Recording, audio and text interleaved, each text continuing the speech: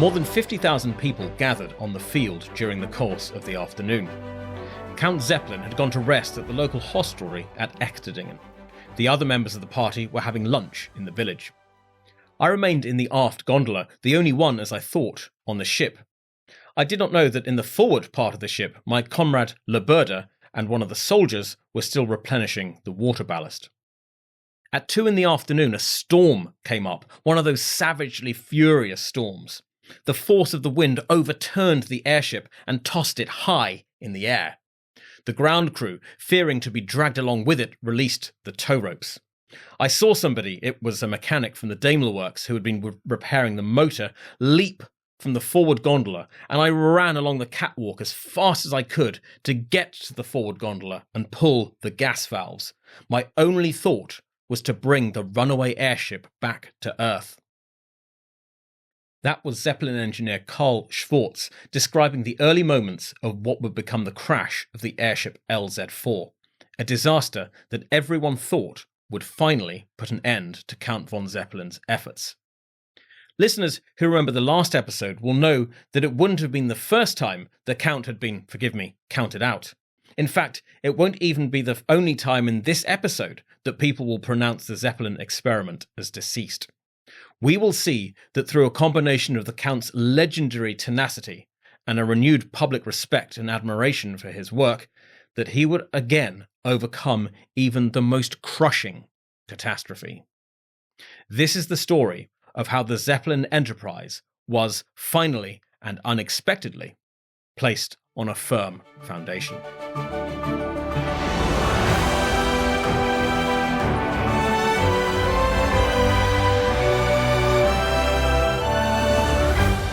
Welcome to episode 7 of Upship, the Airship History Podcast.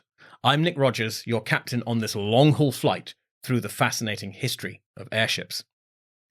We left Count Zeppelin at the end of the last episode in an extremely precarious position. His company had been liquidated through lack of funds. His only airship, the LZ-1, had been damaged in a huge storm and eventually scrapped. The floating hangar had also been damaged and now, unsafe, had been pulled up on the shore of Lake Constance. Only one engineer remained on staff. The German government had rejected LZ-1 as not suitable for the military, and it was not clear how the Count would be able to continue his work. But if there's one thing we learnt about Ferdinand von Zeppelin from the last episode, it's that he was, to borrow a phrase, a fighter, not a quitter. Not that he was immune from doubt and despair, and who could blame him, given what he was facing. Hugo Eckener quotes the Count's diary from around this time. A short spell of rough weather, storm and waves have rendered my whole stock of material useless. My last trained assistants have left me. The last sums that I can sacrifice for this purpose have been spent. Old age or death will set a term to my labours. As ever, the biggest hurdle was money. How could Count Zeppelin raise enough money to pay for the construction of a new airship? He tried an appeal to the public, writing to wealthy German citizens looking to raise a total of 60,000 marks. He raised a meagre 8,000 marks, and many of his letters were returned with disobliging remarks scrawled upon them. The Count, although he had not won over the people, could rely on some key supporters. The King of Württemberg was always willing to help his former tutor, and he organised a public lottery which made a profit of 124,000 marks. The state of Prussia didn't allow ticket sales within its territory, but they contributed a further 50,000 marks to the project. Aluminium manufacturer Karl Berg, a long-time associate of Count von Zeppelin, donated the building materials. So by April of 1905, almost 5 years on from the LZ-1, work on LZ-2 finally began. It was far stronger than its predecessor, which, if you remember, had a tendency to hog or sag in the middle because of its weak framework. It had a lighter frame and more powerful engine. The designer of the LZ-1 Cobra had been replaced by Dr. Ludwig Dürr, an interesting, quiet character who rarely ventured further than he could go on his bicycle, but who was undoubtedly an engineering genius. Conservative and empirical in his approach, he favoured trial and error and real-world experience over radical theoretical departures from proven designs, and he was responsible for all of the many Zeppelin designs of the future. So, with an engineer of Dürr's quality on his team, the support of his king, and even the Prussian government, Count von Zeppelin was likely anticipating success with the LZ-2. Unfortunately, this was to be an ill-fated aircraft. Completed in November 1905, on the 30th, the first attempt was made to bring the ship out of the reconstructed floating hangar at Manzel. As it was being towed out, the rope jammed, and the bow was pulled down into the water, and the whole ship was blown by the wind across Lake Constance, coming to rest on the Swiss shore, and only with great difficulty being towed back into the shed. The damage to the control surfaces was extensive and took some months to repair, but on the 17th of January 1906, the ship was ready for a second attempt at flight. Unfortunately, it was a disaster. The airship rose to 1,500 feet, facing a stiff breeze. At first, all was well, but the ship's two engines failed, one after the other, and the airship found itself at the mercy of the wind, without power and without the ability to steer, pitching and veering wildly out of control. She was blown east for some time before the Count was able to bring her down near the village of Kisleg.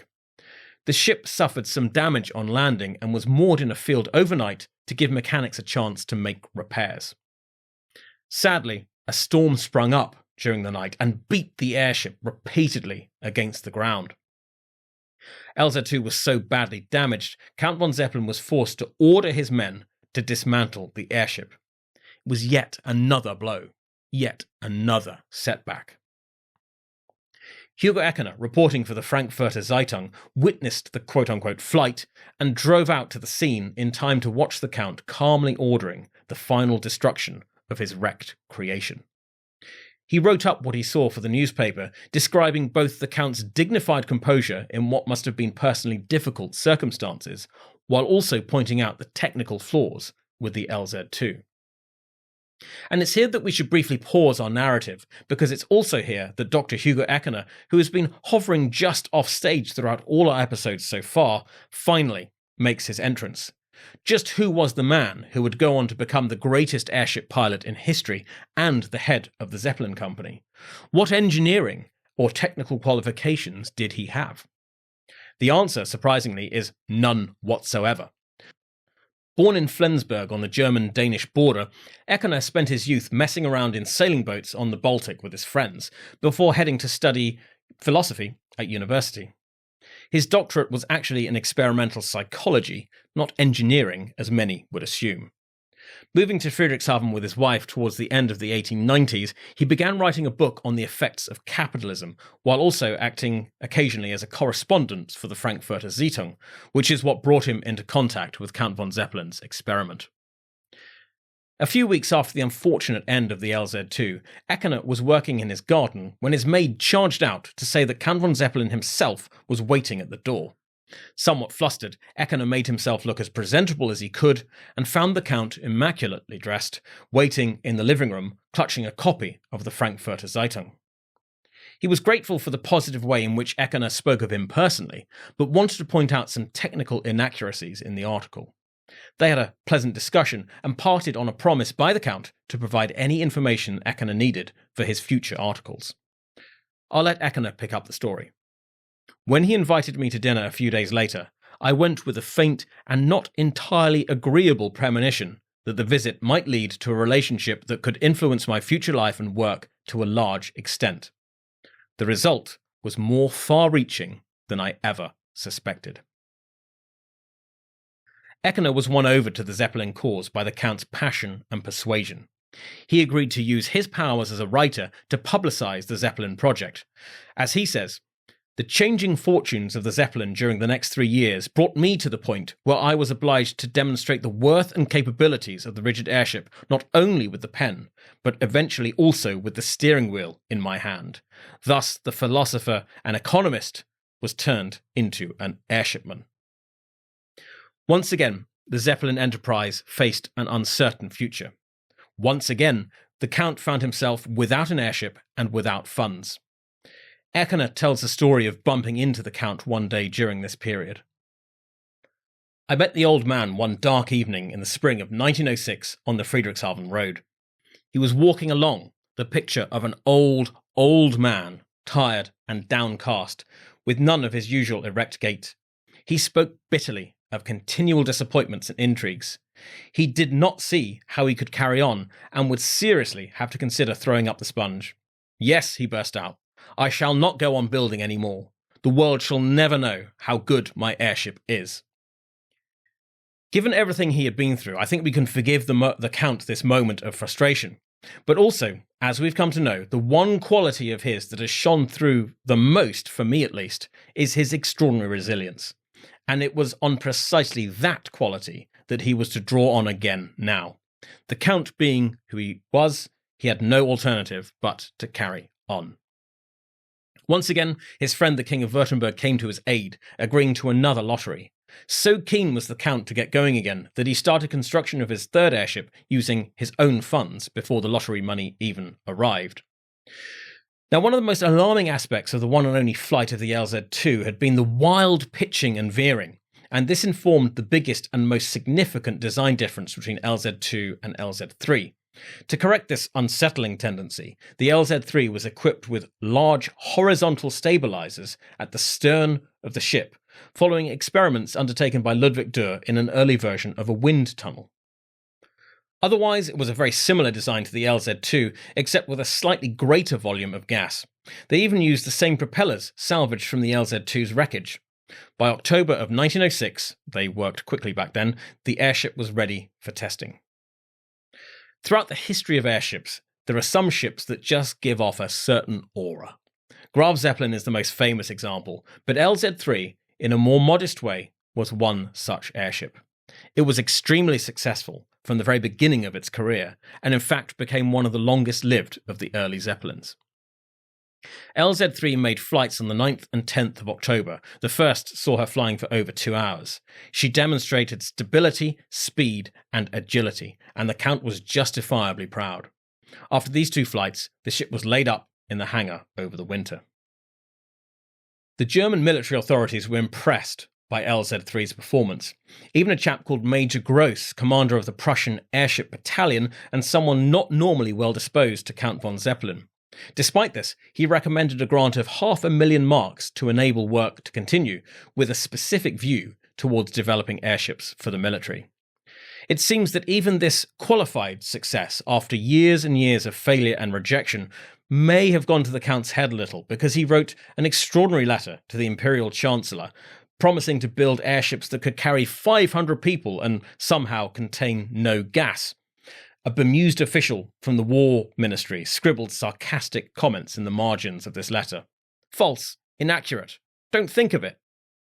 However, the combination of successful test flights, the Count's eye-catching, if somewhat wild letter, Major Gross's endorsement, and, as ever, fear of French aviation development, spurred the imperial government to action.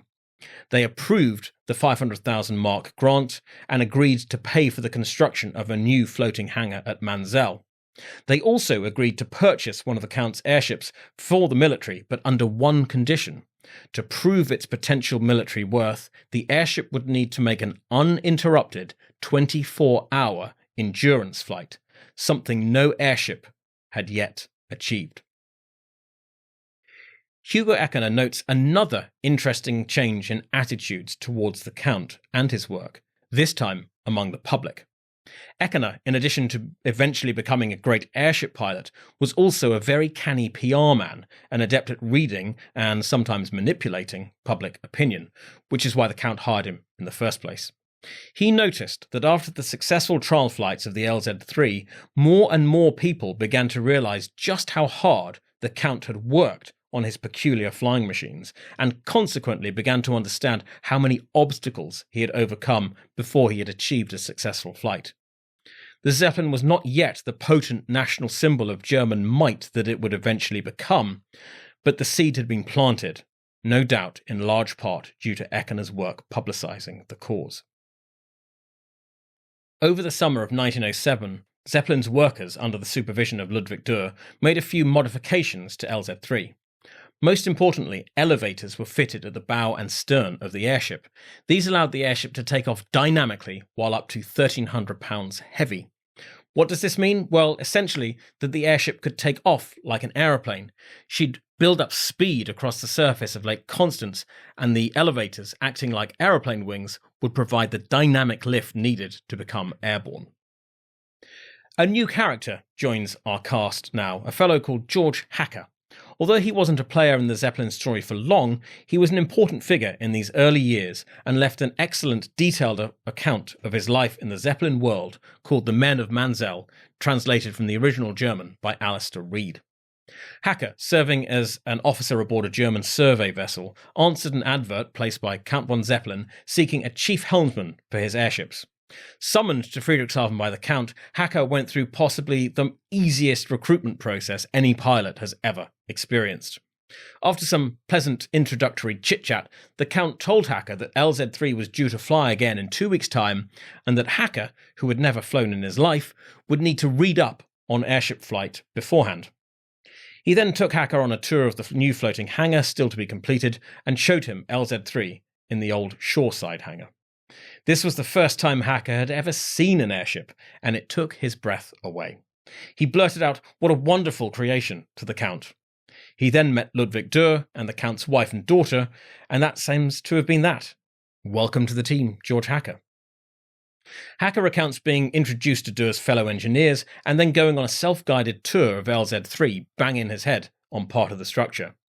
He received daily theoretical instruction on airship flight from Conrad von Bassus, a well-known balloon pilot and advisor to Count von Zeppelin.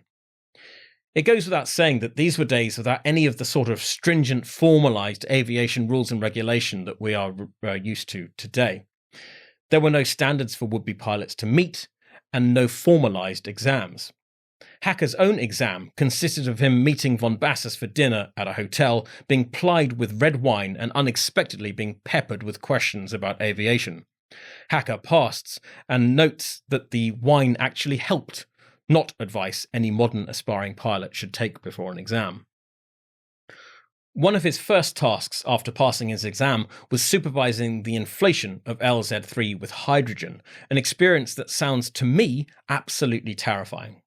2,413 cylinders of gas were needed, and workers were stationed with buckets of water to extinguish the flames that could appear from leaks. Hacker relates that during the inflation, a hose burst and caused a flame the size of a person. Very luckily, no one was hurt, and none of the gas already inside the airship was ignited, or it would have been game over. It just shows how risky hydrogen was as a lifting gas. The next day, the 24th of September 1907, was a mild, windless day, and the Count decided this would be the LZ-3's first flight of the year. It was Hacker's first ever flight. Again, I emphasise that he was to be the pilot on the third flight of an experimental aircraft without ever having left the ground in his life. Just gloriously bonkers. And after a lunch of Swabian dumpling soup, he climbed into the forward gondola with the Count, Ludwig Durr, and 3 crewmen, while 4 other crew members manned the rear gondola, including Hacker's instructor, von Bassus. LZ-3, attached to a floating pontoon and kept on the ground by a large crew gripping tight to handling lines, was towed out of the shed at 10:45 and pulled further out onto the surface of the lake, on the shores of which a large crowd had gathered to watch. At 11:48, Count von Zeppelin called on the crew to let go the lines. The ship began to slowly rise, and the propellers spluttered to life.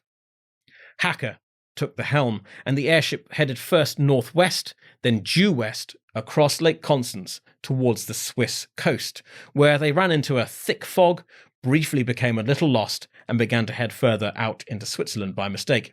Hacker, an experienced sailor, even if this was his first experience as a pilot, was able to navigate them out of the fog and back towards the lake. He clearly enjoyed the experience of flight and describes seeing the Earth from the sky for the first time. "I had time to take in the lovely countryside beneath us, bursting with colour. The contrast between the still blue waters of the lake and the various shades of green interspersed with homely villages was quite striking. Individual white farmsteads stood out against the green alpine foothills. Beneath us, out on the starboard side, the wide plain of the Austrian Rhine opened out, bathed in bright sunlight. The sight filled us with joy. The gondolas of the LZ-3, as with all early Zeppelins, were not enclosed. Count von Zeppelin, ever the traditionalist, believed a pilot should be able to feel the wind on his face like a sailor. So the gondola from which Hacker flew the LZ-3 resembled a large rowing boat slung underneath the hull of the airship. Flying through the fog, his face would have become slick with moisture before being warmed by the sun and dried by the gentle breeze out over the mouth of the Rhine. In those early days of flight, there was a far more immediate connection between the pilot and the elements, something that is very hard to recreate today. Maybe Count von Zeppelin was onto something. Perhaps in today's world of sealed cockpits, where commercial pilots look more frequently at their instrument panel than they do out of the window, and standardized soulless cabins, we have gained in safety and efficiency, but lost in romance and immediacy. Following the shore of Lake Constance, the crew of the LZ-3 flew their airship south, then turned back to the northwest and soared over the centre of Friedrichshafen before gently landing back on the surface of the lake at Manzel. They had flown for over 4 hours without mishap, a stunning achievement. LZ-3 flew a few more times before the end of the year. On her third flight, she carried Dr. Eckener and the Count's daughter, Hella, with George Hacker steering the airship over the Count's estate at Kersberg. On her penultimate flight of the year, she flew for over 7 hours, mostly overland, and the difficulties in flying over land versus over water became readily apparent. Up and down drafts caused the ship to buck, and the crew had difficulty maintaining a steady altitude, but they still landed without incident. And on 8th of October, they took no less a figure than the Imperial Crown Prince Wilhelm on the airship's final flight of 1907 before the ship was deflated and put back into the hangar to hunker down for winter. Bad news, though, on the 14th of December. A violent storm whipped across Lake Constance and struck the floating hangar with its precious cargo. What happened to the LZ-3? Find out after the break.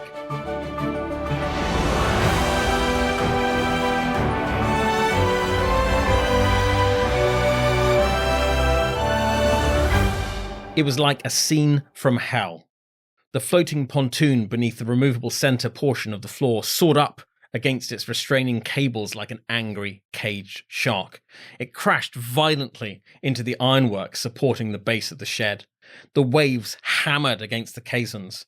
The wind tore at the high walls and corrugated tin roof and howled and whistled around the corners. That was George Hacker describing the scene from inside the floating hangar during the winter storm of 1907. The storm eventually abated and Hacker went home, but the next day was awoken by the news that overnight the shed had been pulled from its moorings and partially sunk, causing serious damage to the LZ-3, which had itself been partially submerged. Under different circumstances, this would potentially have been a fatal situation for the Zeppelin enterprise. Remember that the government had agreed to buy an airship from the Count. How could the Count honour that agreement if he had no airship to sell? But even before the storm, the Count had realised that the LZ-3, however fine an aircraft, was simply not capable of meeting the government's condition that it successfully complete a 24-hour endurance flight. Discussions through the autumn had resulted in the Count being given a grant of 400,000 marks to construct a fourth airship, along with an undertaking that if the airship successfully completed that 24-hour flight, the government would buy both airships for 2,150,000 marks, an amount that included 500,000 as personal compensation for the Count for his years of toil and personal sacrifice in pursuit of the airship dream. Germany, the newest nation in Europe and rapidly becoming one of the most powerful, had a strong, almost crippling, national inferiority complex. Despite the country's martial strength and growing industrial power, there was a paranoid edge running through its leadership. In particular, they felt threatened by France and by French advances in aviation, and the German High Command saw the Zeppelin as the only effective means of maintaining a competitive edge. Added to that, as we've seen, public opinion had begun to finally fall in behind the Count, for which he most likely had Hugo Eckener to thank. Accordingly, when LZ-4 emerged from the hangar in June 1908, delayed because of repairs after the storm, a great deal was riding on her performance. Count von Zeppelin was only too aware of this, remarking to Hugo Eckener that "It is now my duty to prepare and foresee everything as carefully as possible. I must do nothing without absolute certainty of success, for the future of my ship depends entirely upon a successful issue to the 24 hours flight." Failure of the LZ-4 would mean the loss of both government and public support. This ship would, one way or the other, make or break the Zeppelin cause.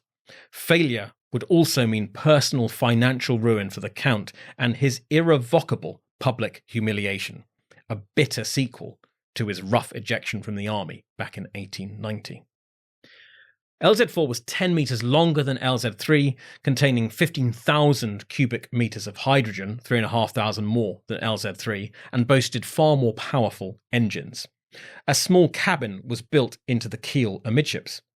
George Hacker had made many recommendations for improving cockpit equipment, better compasses and control mechanisms, more accurate charts, and so on. Hacker describes a hive of activity led by Ludwig Durr, but with the Count never far out of the picture as they readied the ship for flight. Everything, he said, carried on under the watchful eye of the grand old man, who, like a good gardener, let it all grow and flourish without interfering. LZ-4's maiden voyage on the 20th of June 1908 was a bit of a mess. The airship took off, got up to full speed over the lake, and then began to veer to port. Hacker applied full starboard rudder, and nothing happened. The Count decided to land immediately and called for the steam tenders to come up and collect them, but before they arrived, the ship had made 3 complete circles to port. Fortunately, there was no wind, and the airship was towed back to the hangar with no damage.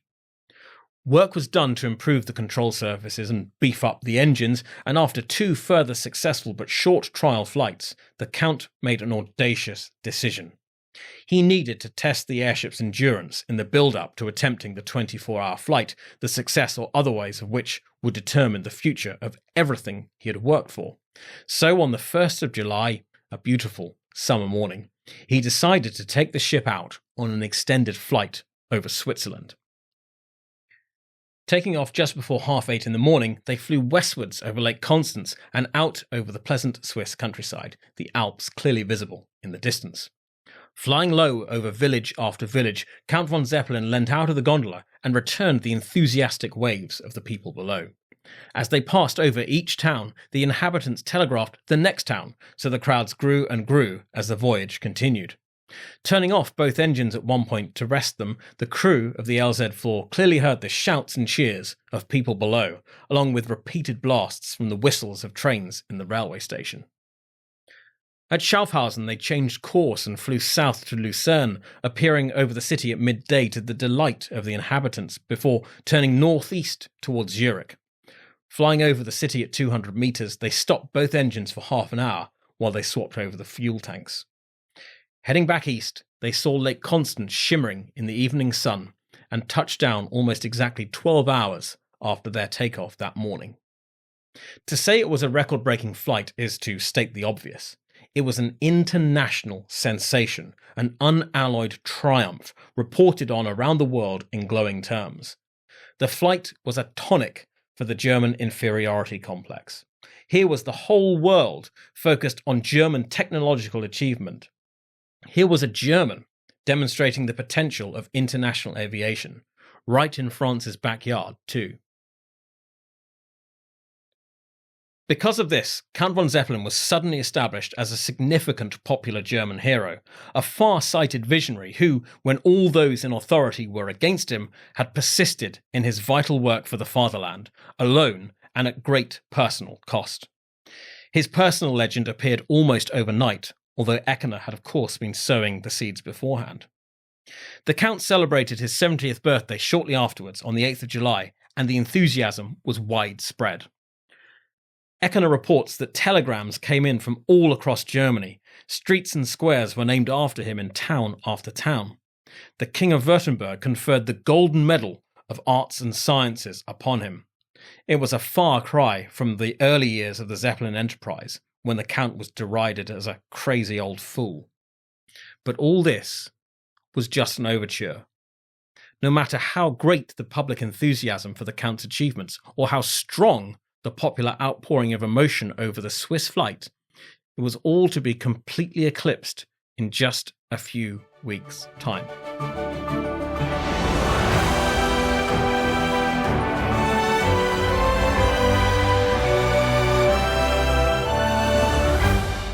The Swiss flight had been a great success, but it was just a trial.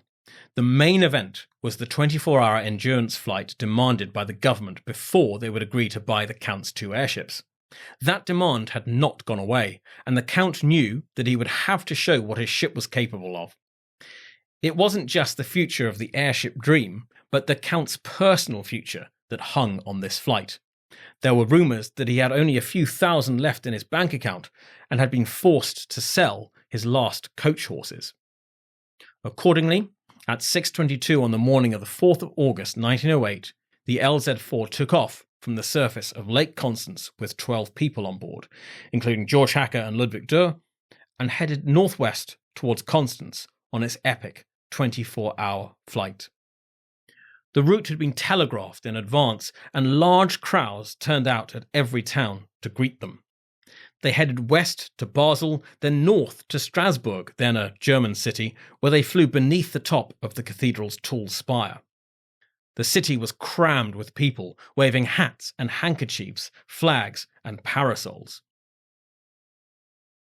The Count dropped a handwritten message that said, "From the skies above Strasbourg, marvellous trip, heading for Mannheim, 4th of August 1908, 12:10, Count Zeppelin."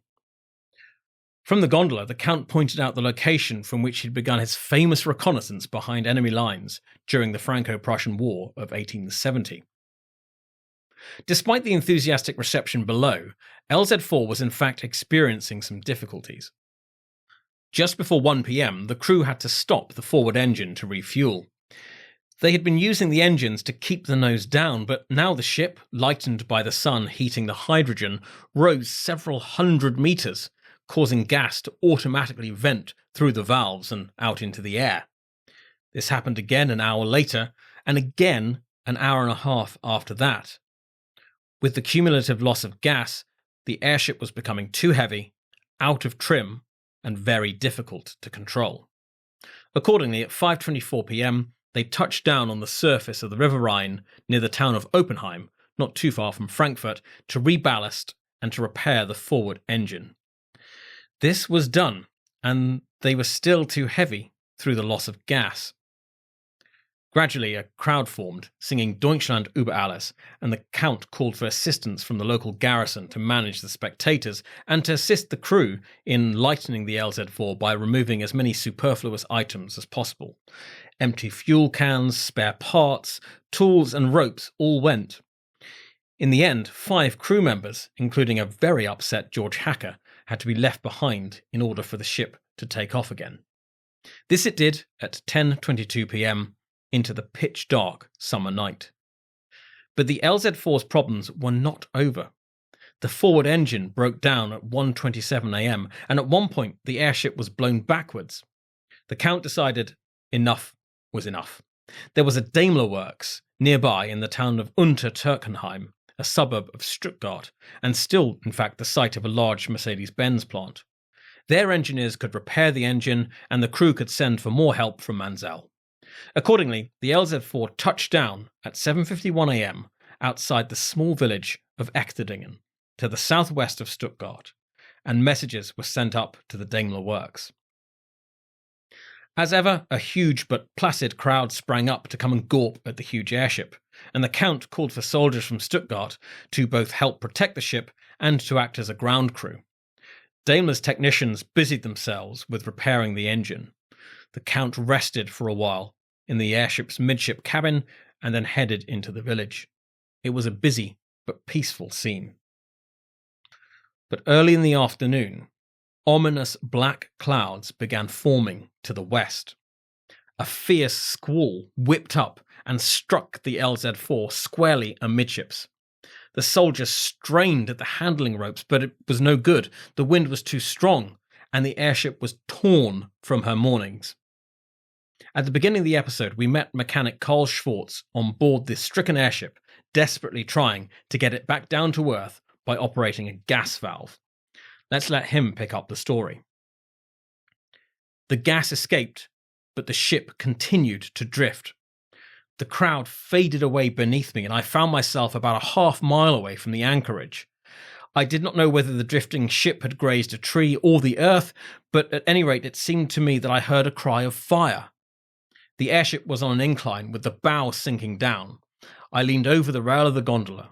Within the airship envelope, there was a suspiciously bright light which seemed to grow and come closer. And suddenly I knew. Fire. The airship was burning. I cannot say that I was either very frightened or prepared to die. Again, I had only one thought, and that was, watch for your chance to jump. I released the valves which I had been holding tightly in my hands and waited for my chance to jump.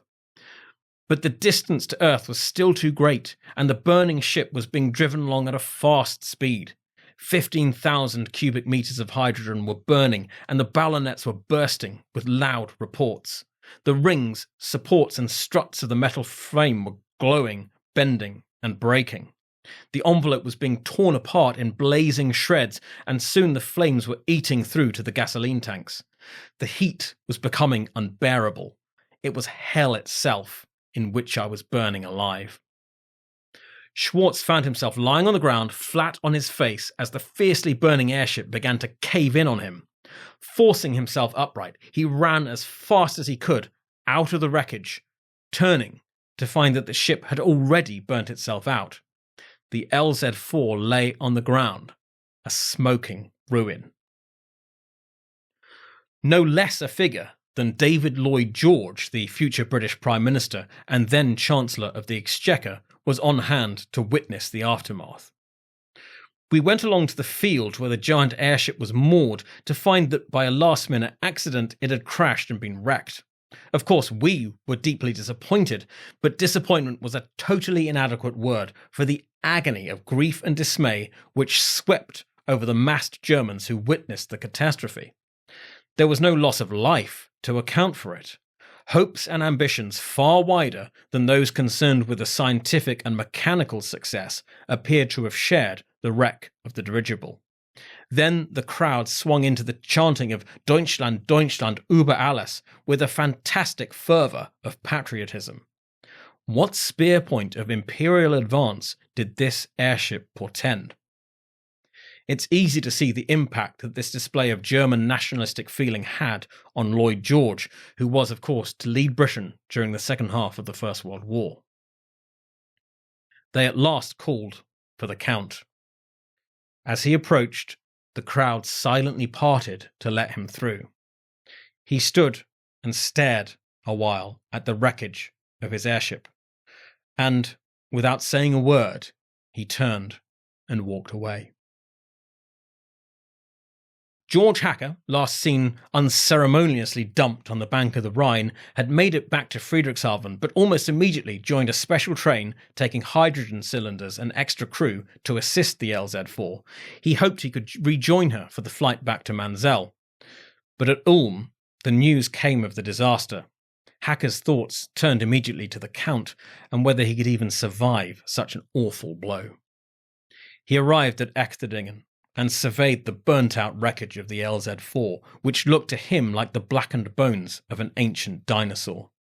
He spoke to Ludwig Dürr, deeply affected by the crash and at a loss for words. Hacker reached down and salvaged his compass from the wreck, and then caught a lift into Stuttgart, where he went to an inn and tried to make sense of what had happened. He sat at his table, eyes closed, picturing what he had just seen, when a man, clearly not knowing that he worked for Zeppelin, leant over and asked, Would you care to make a small contribution so that Count Zeppelin can build another airship? Something was stirring. Count von Zeppelin arrived back at Friedrichshafen that evening to find a town in mourning.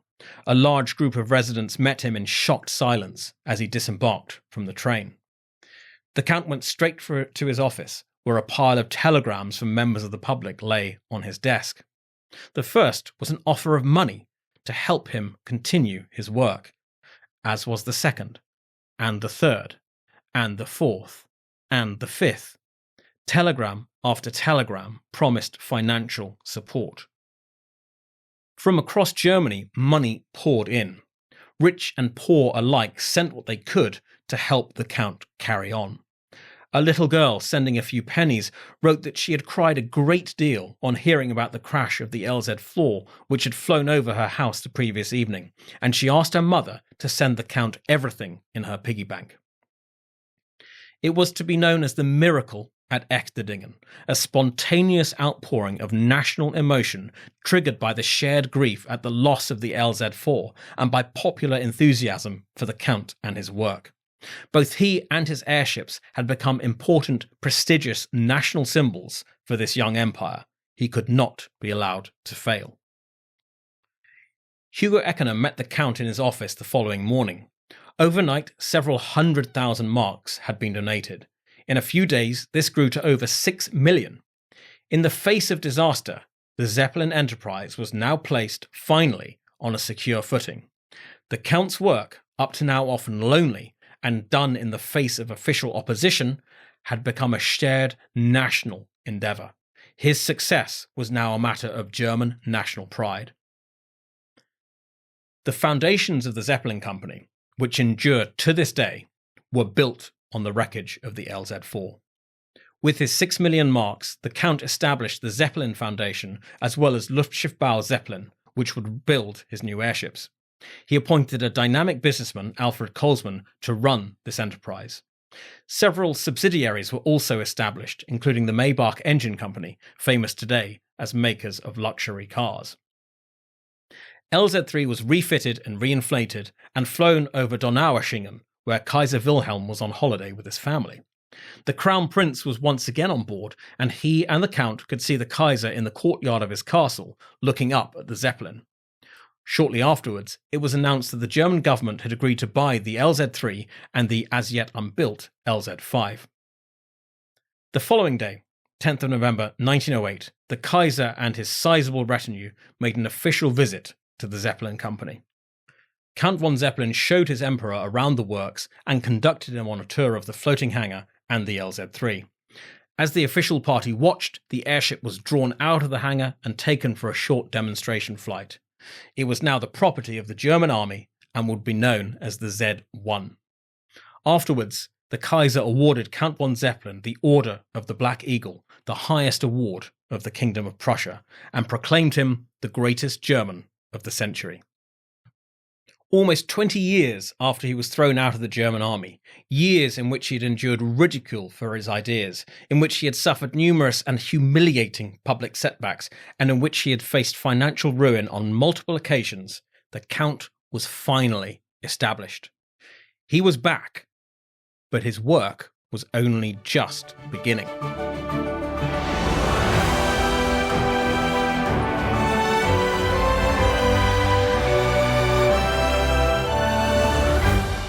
I hope you enjoyed this look at some of the early Zeppelins and at the miracle at Echterdingen. My sources for this episode include Count von Zeppelin by Hugo Eckener, The Men of Manzel by George Hacker, translated by Alistair Reid, Giants in the Sky by Douglas Robinson, and Airshipman, Businessman and Politics by Henry Cord Meyer. On our next historical episode, we'll take a break from Zeppelins to catch up with airship development elsewhere in the world. But before then, keep your eyes peeled for a very special bonus episode, a discussion with the senior management team of Straight Line Aviation, one of the leading British airship companies. Do remember to sign up to the Patreon at www.patreon.com/upshippod. You can email the podcast at upshippodcast@gmail.com. You can also find us on Instagram, Facebook, and X at upshippod. I hope you enjoyed your flight with us today, Thank you very much indeed for listening. Please remember to like, subscribe and review, and join me next time for more aerial adventures on Upship, the Airship History Podcast.